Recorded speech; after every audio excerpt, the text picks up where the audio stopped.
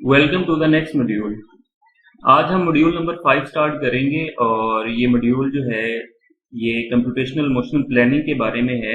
And computational motion planning is mostly used in robotics where a robot decides automatically how to move from one position to another. और उसमें एक चीज और ये भी है कि वहां पे उस एनवायरनमेंट के अंदर जिसमें रोबोट ऑटोमेटिकली डिसाइड करता है कि एक पॉइंट से दूसरे पॉइंट पर उसने कैसे जाना है, वहां पर ऑब्स्टेकल्स भी हो सकती हैं और वो इन्वायरमेंट 2D इन्वायरमेंट भी हो सकता है, 3 डायमेंशनल इन्वायरमेंट भी होता है। तो अपार्ट फ्रॉम दिस के वो डिसाइड करे ऑटोमेटिकली कि किस तरीके से उसने ए पॉइंट से बी पॉइंट पे जाना है, वो साथ में ऑब्स्टेकल्स को भी अवॉइड करता है।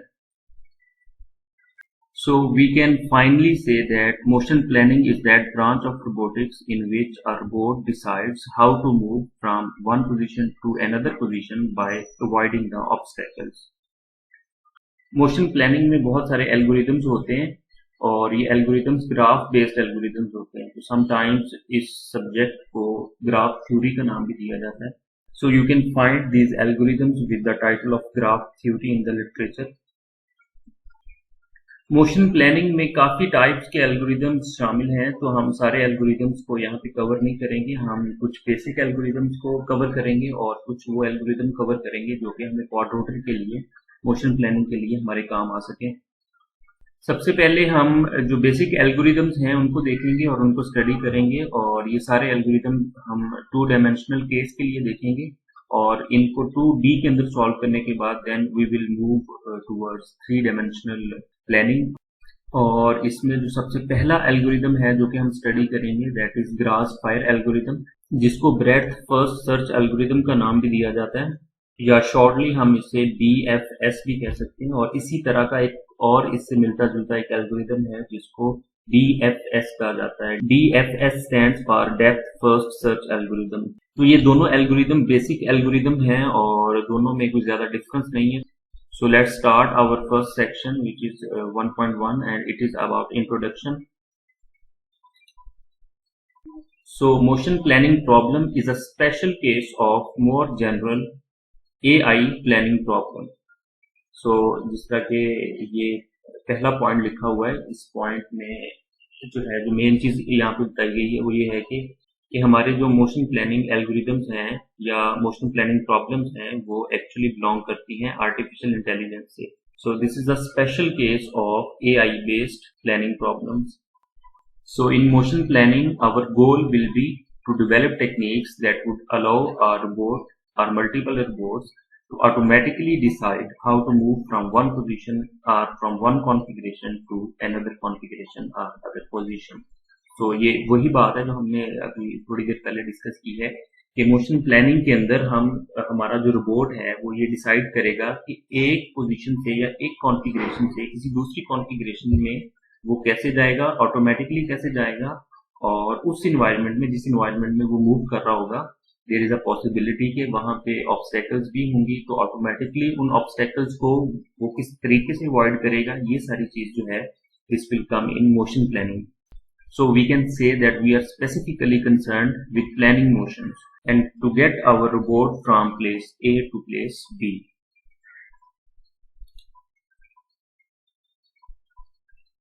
So these are the robots for which we can plan our motions. तो यहाँ पे हमारे पास ये ग्राउंड रोबोट्स हैं, यहाँ पे हमारे पास ये एरियल रोबोट है, और यहाँ पे ये हमारे पास प्यूमा मैनिपुलेटर है which is one of the oldest manipulators, और इसी तरह रोबोटिक आर्म्स हैं। तो इन सब चीजों के लिए हम मोशन प्लानिंग स्टडी कर सकते हैं, और ये टेक्निक्स जो हम यहाँ पे स्टडी करेंगे वो सारी techniques in different robotic applications पर अप्लाई हो सकती हैं। On the next slide, we have a very interesting motion planning example in which we have a computer game. तो ये कंप्यूटर गेम आप लोगों में से शायद किसी ने खेली हो। तो इस गेम के अंदर हमारे पास गोस्ट्स हैं और ये गोस्ट्स अपनी अपनी लेयर के अंदर मौजूद होते हैं और वहां से फिर मूव करते हैं। तो have you ever thought that how does the computer guide the ghosts back to their lair when they are eaten? तो इसमें जो है वो कंप्यूटेशनल मोशन प्लानिंग एल्गोरिदम ही काम कर रहा होता है इसकी बैक पे, जो कि इन गोल्स को गाइड करता है कि वो किस तरीके से वापस अपनी जगह पे जाएंगे। On the next slide we are given an environment, और इस एनवायरनमेंट के अंदर हमारे पास एक स्टार्ट पोजीशन है और एक गोल पोजीशन है, और इस एनवायरनमेंट के अंदर हमारे पास ये जो ब्लैक बॉक्सेस हैं these are showing the obstacles, और हमने अपने रोबोट को गाइड करना है कि वो इन ऑब्स्टेकल्स को अवॉइड करते हुए इस स्टार्ट पोजीशन से इस फाइनल पोजीशन तक पहुंचे, और वो जो पाथ फॉलो करेगा that should be the shortest path as well, क्योंकि इस एनवायरनमेंट के अंदर हम देख सकते हैं कि यहाँ पे हमारे पास मल्टीपल पाथ्स हो सकते हैं, तो हमारे एल्गोरिदम का जो मेन गोल होगा वो ये होगा कि वो शॉर्टेस्ट पाथ फाइंड करे और इस स्टार्ट पॉइंट को और इस गोल पॉइंट को उस शॉर्टेस्ट पाथ से कनेक्ट करे जिसपे हमारा रोबोट ट्रेवर्स करेगा। ये यहाँ पे जो इन्वायरमेंट शो किया गया है this is a simulated environment, जबकि जो रियल टाइम में हमारे पास इन्वायरमेंट होगा उसमें जो सेंसर हमें डाटा देगा उससे हम मैप बिल्ड करेंगे। उस मैप के अंदर इसी तरीके से हमारे पास ऑब्स्टेकल्स होंगी और हमें अपनी स्टार्ट पोजीशन का पता होगा और हमें अपनी गोल पोजीशन का भी पता होगा, तो हमें दोनों कोऑर्डिनेट्स दोनों पॉइंट्स कोऑर्डिनेट्स हमारे पास मौजूद होंगे। और ये जो यहाँ पे ग्रिड्स आपको नजर आ रहे हैं ये ग्रिड्स हम आर्टिफिशियली जनरेट करेंगे। हमारे इन्वायरमेंट से जो हमें डाटा मिला होगा हम उस डाटा की बेस पे एक मैप बिल्ड करेंगे और उस इन्वायरमेंट को या उस मैप को जो हम बिल्ड करेंगे उसको हम ग्रिड्स के अंदर डिवाइड कर लेंगे। और यहाँ पे लेफ्ट साइड पे लिखा हुआ है कि in this example the robot can move between adjacent sales on the grid. तो ये चीज हमें जो है इस इन्वायरमेंट को देख के नजर आ रही है कि हमारा जो रोबोट है वो ये जो एम्प्टी सेल्स हैं इनमें मूव कर सकता है। The dark squares indicate obstacles that the robot cannot traverse. तो dark squares जो हैं वो obstacles को शो कर रहे हैं। On the next slide उसी ग्रिड के अंदर हमने एक ग्राफ ड्रॉ कर लिया हुआ है और इस ग्राफ में दो चीजें हैं। एक तो ये आपको ब्लैक डॉट्स नजर आ रहे हैं, these dots are called nodes or vertices, और इन नोड्स के दरमियान जो स्ट्रेट लाइंस है these lines are called edges। तो हमारे ग्राफ के अंदर दो चीजें होंगी, वर्टिसेस या नोड्स होंगे और उनको जो स्ट्रेट लाइंस कनेक्ट कर रही होंगी वो एजेस कहलाएंगी। So we can say that this set of nodes and edges constitutes a graph. एक इंपॉर्टेंट चीज और वो ये है कि ये जो एजेस हैं या ये जो स्ट्रेट लाइंस हैं these are the paths from the location of this cell to the location of this cell. तो ये पाथ जो है इसकी लेंथ हमें इसकी कॉस्ट के बारे में बताएगी कि how much cost do we need to go from this point to another point. क्योंकि हमने अपने पूरे इन्वायरमेंट को सेम साइज के ग्रिड्स के अंदर डिवाइड किया हुआ है, तो इस इन्वायरमेंट के अंदर एक नोड से दूसरे नोड तक जाने के लिए जो हमें कॉस्ट रिक्वायर्ड होगी वो सेम होगी। मतलब इस पॉइंट से या इस नोड से इस नोड तक जो एज की लेंथ है वो सेम है और इस नोड से इस नोड तक जो एज की लेंथ है वो भी सेम है। So we can assign unit cost to each of these edges. So now we can define a graph properly, and we have denoted this graph by G, and it consists of a set of vertices V and set of edges E that link pairs of vertices. तो onward जब भी हम graph की बात करेंगे तो हमारे ज़हन में फौरन दो चीजें आनी चाहिए, एक तो वर्टिसेस आनी चाहिए जिनको हमने नोड्स का नाम भी दिया हुआ है, और उन नोड्स को या वर्टिसेस को जो स्ट्रेट लाइंस आपस में मिला रही हैं या कनेक्ट कर रही हैं उनको हमने एजेस का नाम दिया हुआ है और उनको हम ई से डिनोट करेंगे। The edges are often annotated with numerical values to indicate relevant quantities like distances और कॉस्ट। तो ये बात हम पहले भी डिस्कस कर चुके हैं कि इन वर्टिसेस या नोड्स को जो लाइंस आपस में मिला रही हैं ये लाइंस या तो कॉस्ट को शो करेंगी या इन दोनों वर्टिसेस या नोड्स के दरमियान डिस्टेंस को शो करेंगी। और हमने यहाँ पे हमारा ये जो ग्रिड है यहाँ पे क्योंकि हमारे वर्टिसेस इक्वल डिस्टेंस पे मौजूद हैं तो हमारी यहाँ पे जो कॉस्ट है वो यूनिफॉर्म कॉस्ट होगी या हमारा जो डिस्टेंस है वो यूनिफॉर्म होगा। So we can assign a unit distance between each pair of vertices.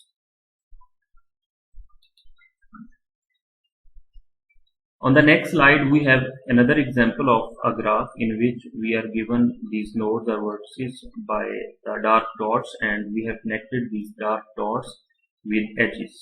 तो straight lines जो यहाँ पे हैं these are edges, और ये जो black dots हैं जो कि इस city के डिफरेंट स्टेशंस को शो कर रहे हैं. These are vertices.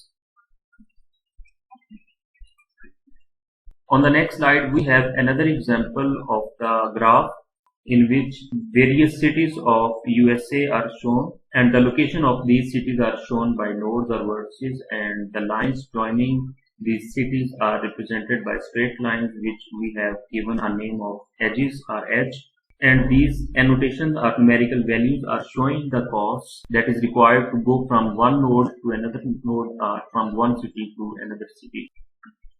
So here a question can arise that how we can go from Chicago to Washington DC with minimum travel cost. There are a lot of ways that we can go from this point to this point. Like we can go from Chicago to New York and then from New York to Washington, or alternatively we can adopt this way. We can go from Chicago to this city and then to this city and then to our final destination city, Washington. So each path gives us different cost, but we want to explore that path which gives us minimum traveling cost. So if we run our motion planning algorithm on this graph, it will definitely give us that path which will have minimum travel cost.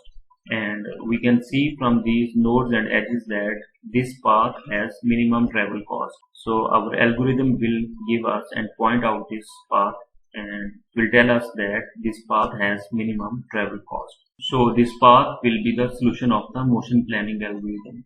And in the similar way, we want to plan motion planning for our robots. So in the grid graph that we have assumed, we will implicitly associate a cost, a distance of 1 with every edge in the graph since they link adjacent cells. ये वही बात है कि हम अपने adjacent nodes या vertices के दरमियान जो cost या distance है उसको हम unit times रखेंगे. और इसकी वजह क्या है वो already हम discuss कर चुके हैं. So next we have section 1.2, which is about Grassfire algorithm, which is also called breadth first search algorithm. So this is our environment and the goal is to construct a path through the grid, a graph from start to the goal point. Typically there could be many possible paths between two nodes. We are usually interested in the shortest path. तो ये बात already हम कह चुके हैं कि हमारे start और गोल पॉइंट के दरमियान मल्टीपल पाथ्स एग्जिस्ट कर सकते हैं, तो हमने शॉर्टेस्ट पाथ को फाइंड करना है. So this will be the main goal of our search algorithm. So our goal is construct the shortest path between start and the goal locations. In the Grassfire algorithm, we will begin by marking the destination node with the distance value of 0. तो यहाँ पे इसने destination node को 0 value assign की हुई है. हम ये काम अल्टरनेटिवली भी परफॉर्म कर सकते हैं, मतलब हम अपने स्टार्टिंग नोड को भी 0 वैल्यू असाइन कर सकते हैं और ये काम रिवर्स भी परफॉर्म कर सकते हैं. बट हम यहाँ पे हमने अपने डेस्टिनेशन नोड को 0 वैल्यू असाइन की है और हम इस पॉइंट से स्टार्ट पॉइंट की तरफ जाएंगे. यहाँ पे एक चीज जो इम्पोर्टेंट है वो ये है कि हमारा एल्गोरिथम इस काबिल होना चाहिए कि वो इन ऑब्स्टेकल्स को, मतलब वो ग्रिड्स जहां पे ऑब्स्टेकल्स हैं उनमें और वो ग्रिड्स जो कि एम्प्टी हैं उनमें इसको डिफरेंस करना आना चाहिए. Means it should know that which boxes are filled and which boxes are empty.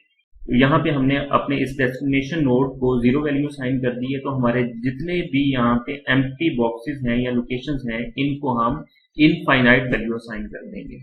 Means कि अगर हम यहाँ पे चूंकि लिखा नहीं हुआ लेकिन हम अज्यूम करेंगे कि हमारे ये जितने ओपन या वाइट बॉक्सेस हैं यहाँ पे जो हमारी वैल्यू है दैट इज इनफाइनाइट. मीन्स यहाँ पे हमने 0 लिखा हुआ है, तो यहाँ पे एम्प्टी बॉक्सेस हैं यहाँ पे हमने इनफाइनाइट लिखा हुआ है. Or in other words, we can say that the cost of going from this point to the empty points or boxes is infinite. Still, we do not know the cost of traversing from this to this box.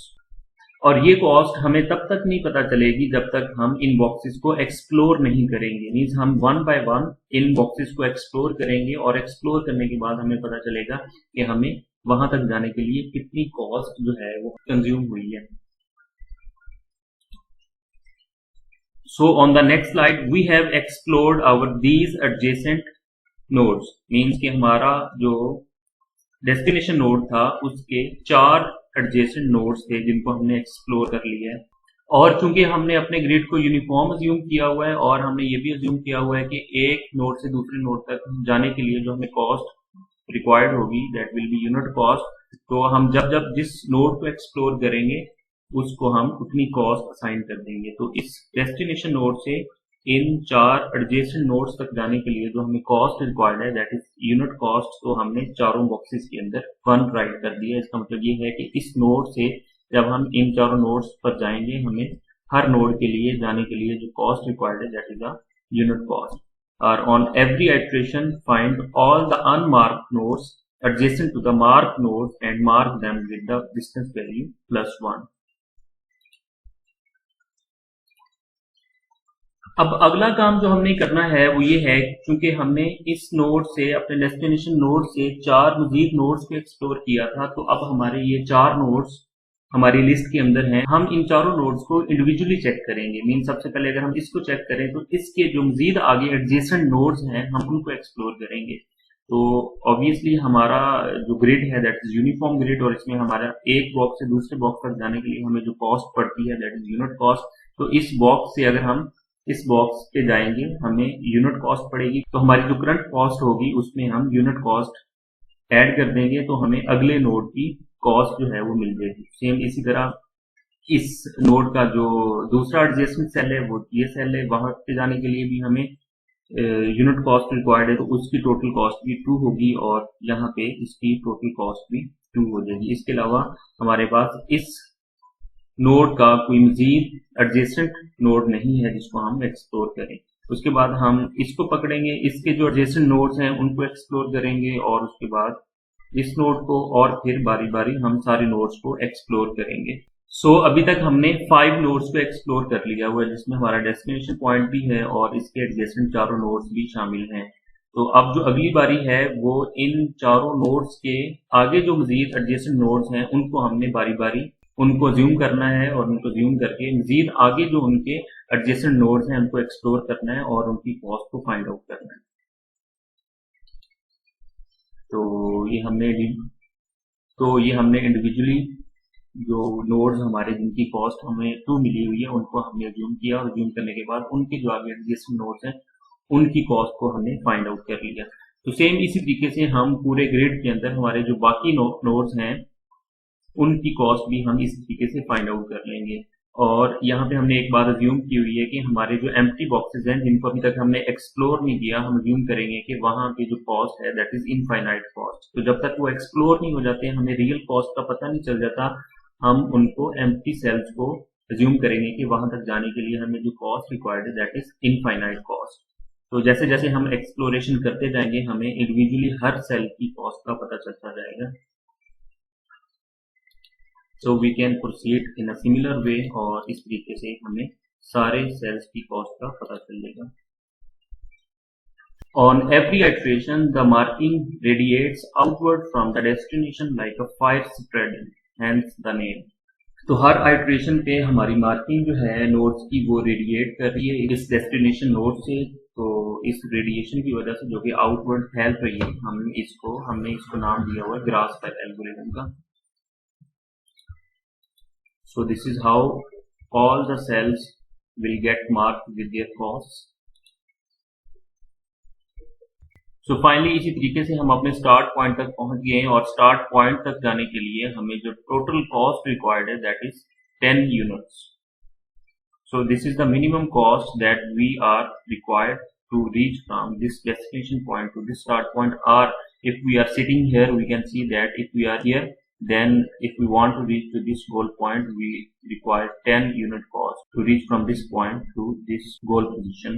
So we can claim that the distance values produced by the grass fire algorithm indicate the smallest number of steps needed to move from each node to the goal।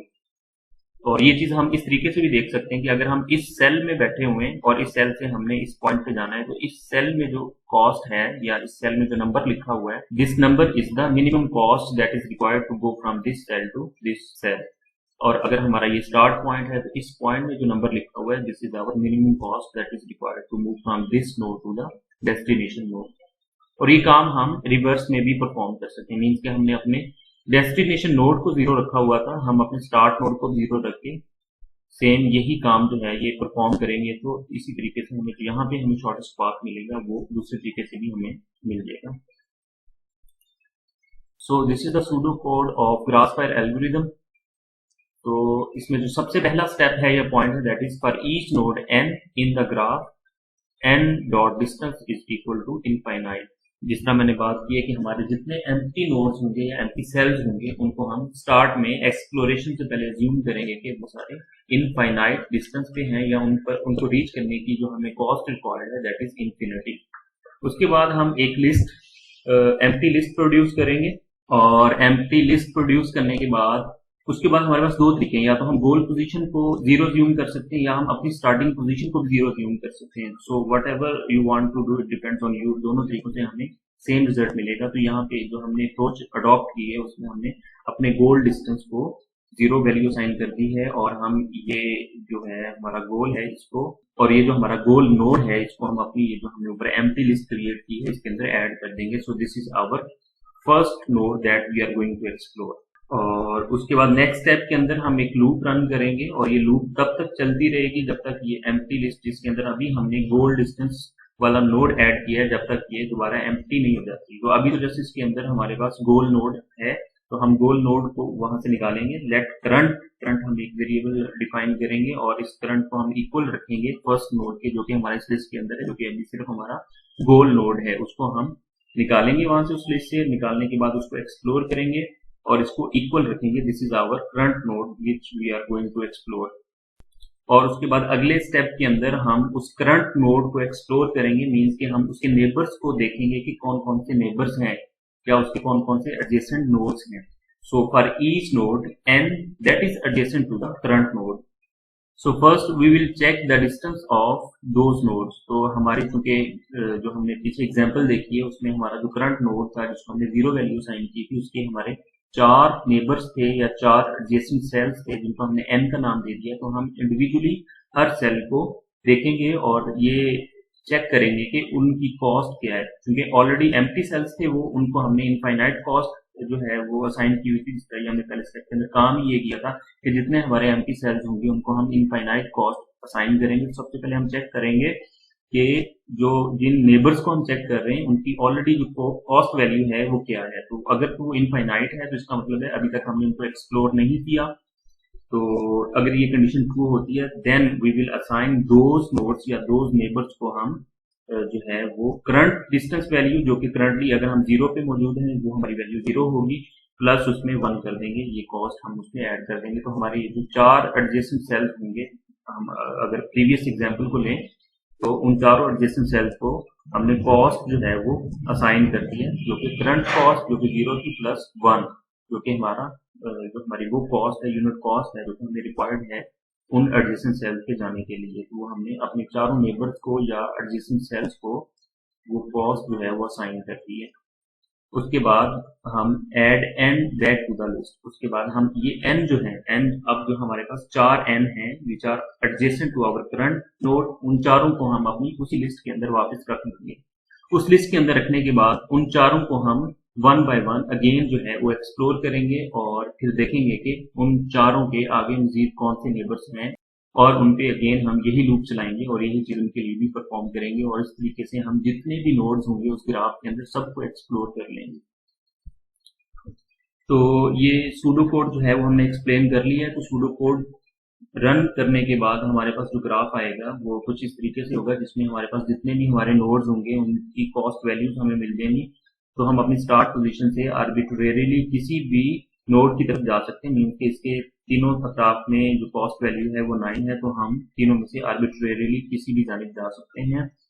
तो हम अपनी current position से उस neighbour को select करेंगे which has the minimum cost. Like अगर हम यहाँ पे हैं तो इस 9 के दोनों तरफ में जो उसके जो नेबर्स हैं वो दोनों के 8 हैं तो हम दोनों में से कोई एक आर्बिट्रेरीली हम जो है वो सिलेक्ट कर सकते हैं। लाइक हम अगर यहाँ पे आ गए तो अब यहाँ पे हमारी जो करंट कॉस्ट है दैट इज 8। तो इस नोड के यहाँ पे जो दो नेबर्स हैं वो एक की कॉस्ट 9 है दूसरे की 7 है। तो ऑब्वियसली हम उस नेबर को सिलेक्ट करेंगे जिसकी कॉस्ट कम है। तो हमने 7 को सिलेक्ट कर लिया, उसके बाद 7 पे आके आर्बिट्रेरीली दो नेबर्स हैं और दोनों की कॉस्ट सेम है, तो दोनों में से हम किसी भी तरफ जा सकते हैं और इसी तरह हम अपने जो है डेस्टिनेशन पॉइंट को रीच कर लेंगे।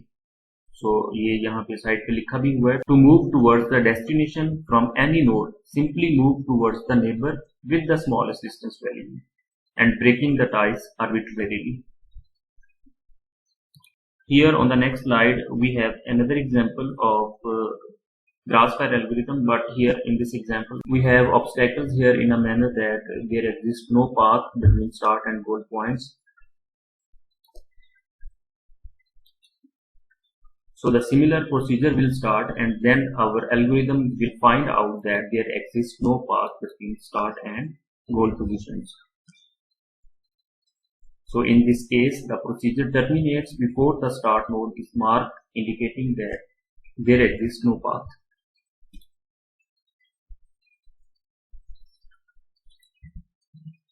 So these are the key attributes of the grass-fire algorithm. It will find out the shortest path between the start and the goal positions if there exists any path.